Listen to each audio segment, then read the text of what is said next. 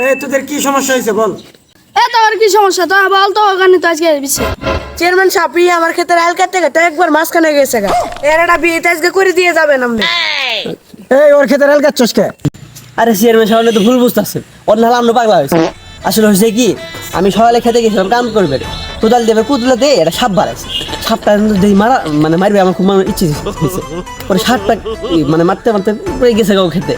ওর খেতে যাওয়ার পরে বুঝছেন খুশি কি আমি এবার কুদলাইতেছি, সাপটা দৌড় মারতেছে আর এক ফাল্টা করে মারি আমার খেতে আসতেছে। এদিকে আমার কোনো দোষ আছে? আপনি কোন বুঝছি তো রে, কিন্তু তুই দেখে শুনে কাজ করবি না, ভিতরে তো গেছস গা এল কাটতে কাটতে। এটা কি কাজটা তুই ঠিক করছ? চেয়ারম্যান সাহেব সব বানাবেন আমি সে কথা বলতে ওই সেদিন আমার ক্ষেতে আল কাটছে ওই কি শুরু করে দিছে এর বিহিত আজকে আপনি এটা করবেন। কি রে, তুই অবশ্যই কিছু এটা করছো, জনগণ তার মিশা কথা কব না। এর একটা নিজ বিশ্বাস অবশ্যই হবে। তোরা ধৈর্য ধর, এই বিচারটা সুন্দর করে করে দেবো ইনশাল্লাহ। চেয়ারম্যান সব শুনেন।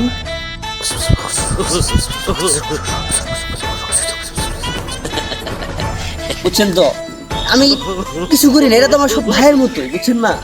তোরা এইভাবে একটা ভালো মানুষের এইভাবে তোরা বদনাম ছড়াতে পারিস না। তোরা এটা এইভাবে ভালো মানুষের প্রতি এইভাবে তোরা কেন এই অপবাদটা দিবি? তোরা আগে প্রমাণ একশনও করবি, তারপরে তোর মনে করে তোরা বিচার ডাকবি। এমনি ফাজলিমি গিরি মনে করে একটা ভদ্র মানুষের এইভাবে তোর জীবন লটানো ঠিক না।